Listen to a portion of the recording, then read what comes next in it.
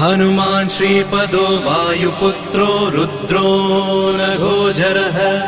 अमृत्यवीरवीरश्च ग्रामवासो जनाश्रयः